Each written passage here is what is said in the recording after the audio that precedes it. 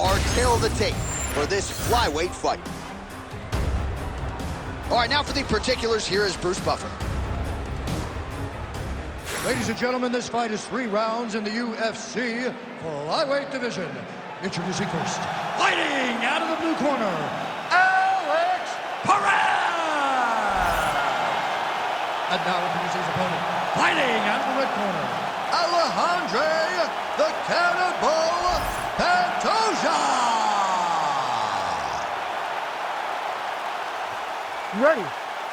You ready? Let's do it. All right, early round action here featuring the American top team trained flyweight contender, Alexandre Pantoja. Injuries limited him to just 1 appearance in 2020, but now he is back in a more regular competing cycle, and the results really speak for themselves. This man poses danger everywhere. The danger factor particularly high on the ground when it comes to his submission game, but if you sleep on him on the feet, he'll put you to sleep. Just ask Matt Schnell.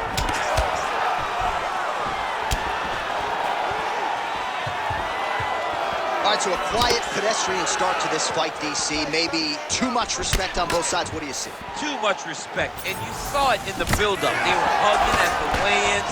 It's almost like we're watching Friends. You guys are here to fight. Get going. Start to implement the game plan that you worked on over the course of the last 8 weeks in the fight camp. Beautiful straight punch there by Perez. Just touching him with the jab. Back and forth we go.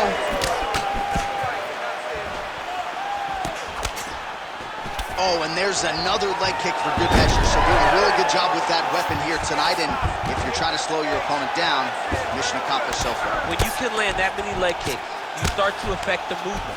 You start to affect the hands. Everything changes when you're blasting someone over and over and over with leg kicks, and you start to see the damage, not only in the legs, but in the facial expressions of his opponent. The ground strikes starting to pile up.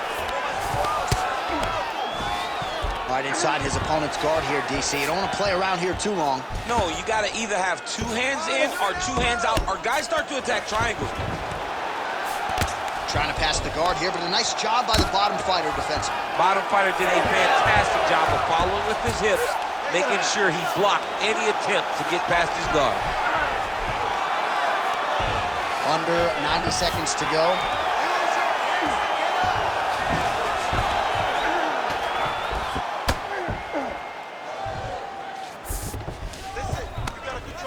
Oh, good ground and pound here.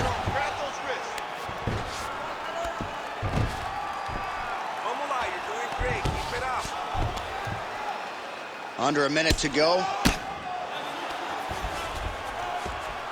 Let's go. We got a scramble here. Perez is in half guard. Now he's going full mount. Inside the closed guard now. I mean, he went right into... Well, it looks like he's setting up for a finish here.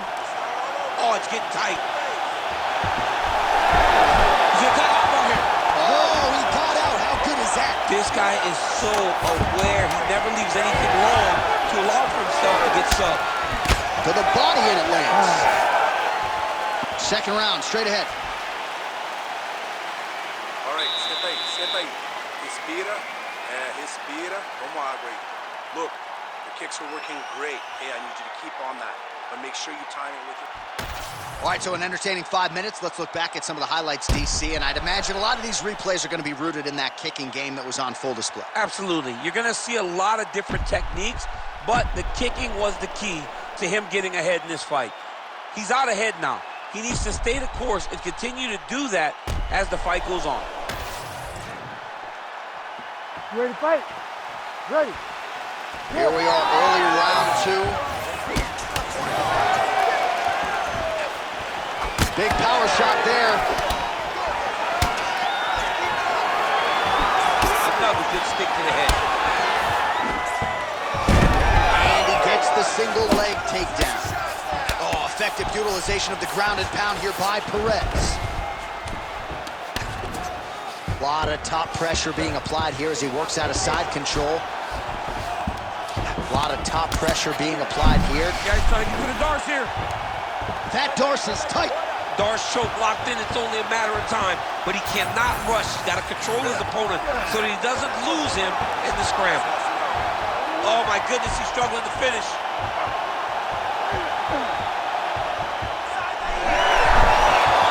Submission defense on full display there. He said that he was very aware of what this guy brought to the octagon, and it showed in that defense.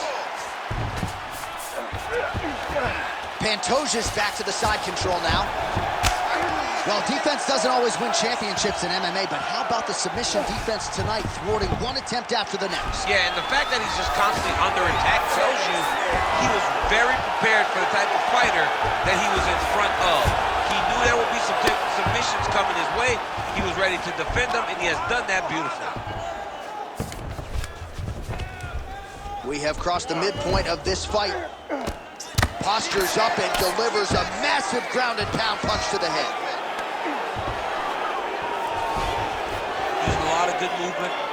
All right, so some high-level stuff there on the ground, but as they make their way back to the feet, a huge response from the crowd, no surprise. I love all the grappling that was on display there, but fight fans want to see striking, and that's exactly what they're going to get as he finally makes his way back to his feet.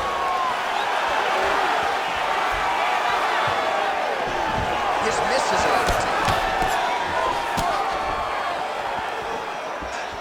Man, as he landed a high volume of strikes here in round two, definitely picking up the pace after round one. So he got the message from the corner, and now he is taking control of this second round.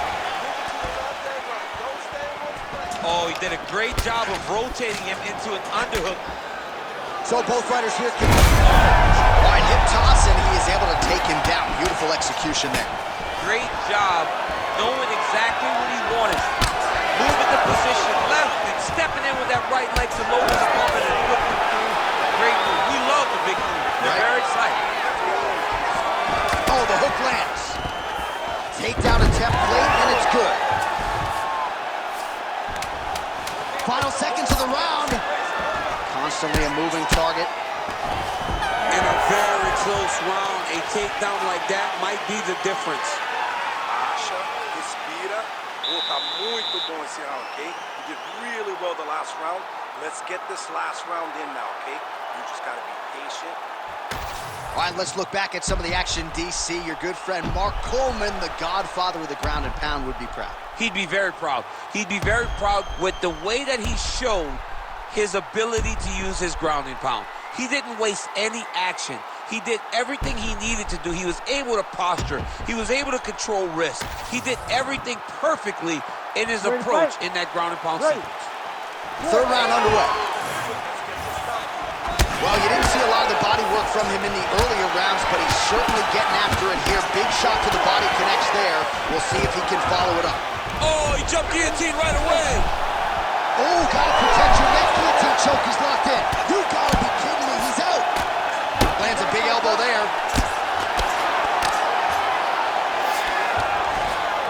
Working on the ground here. His opponent's feet on the hips. Can't get it. Good awareness by the defensive fighter.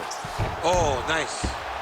All right, so there it is again. He's been very efficient with his ground and pound striking game tonight. And now they're starting to pile. He's starting to pile them together. Punch after punch is starting to land from the top position. Beautiful ground and pound. And now he's got his opponent cut.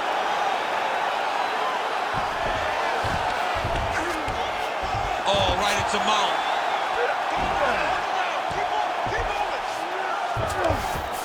All right, half guard position for him here, and I can hear Dominic Cruz in the back of my head just screaming about underhooks somewhere. Yeah, he loved, but he's right? He's so right in terms of if you're on your back in a half guard, one thing you can't do. In position for a submission attempt here. That Darce choke is tight. It looks like the Darce choke is in. He's got it locked in now. What he's got to do is start to feed his hip target. Oh, that's got to be it. Oh, that was deep, but he got out. That was beautiful submission defense by this guy. And now he reverses position. Wow. Side control now, DC. A lot of options at his disposal from here. Pantoja's back in full mount. Now he's got good body position, yup. Good movement defensively here on the ground by Perez. All right, so he's got the body locked down here, DC, or so it appears. This is not a guy you want anywhere near your back. Well, working pretty effectively from the top here. Nice ground and pound by Pantoja. Getting the mount here. Oh, there's another ground strike for good measure. He is really doing a nice job with his head movement here defensively on the ground to avoid further punishments. He isn't? Well, not good body language from his opponent here, DC. He's curled up. No, he's exhausted. He's been beaten. All right, so now blood is a factor. You see that he has been opened up in that eye area. Yeah, he's got hit in the eye, and now there's a cut. But it's nothing to worry about too much now. But he's got to be very careful with it as we go forward. Pantoja has got full mount now. 30 seconds to go here in our third and final round. You gotta move your hips. Make some space. Working off of his back here. Looks like he may try to hip escape. Now drops inside that closed guard, DC. Full guard. Let's see how patient he is as he attacks a submission or big ground and pound. All right, so the fighters go the distance here tonight, but it went a whole lot better for one of them than the other. Talk us through the replays, champ. Some decisions are different than others, and his striking really did separate him from the competition. He fought so well in the stand-up game that he should get a very easy decision.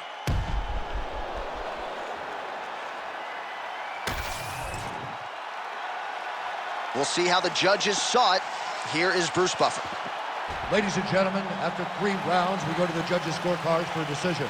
All 3 judges score the contest 30-27 for the winner by unanimous decision, Alexandre the Cannibal Pantoja.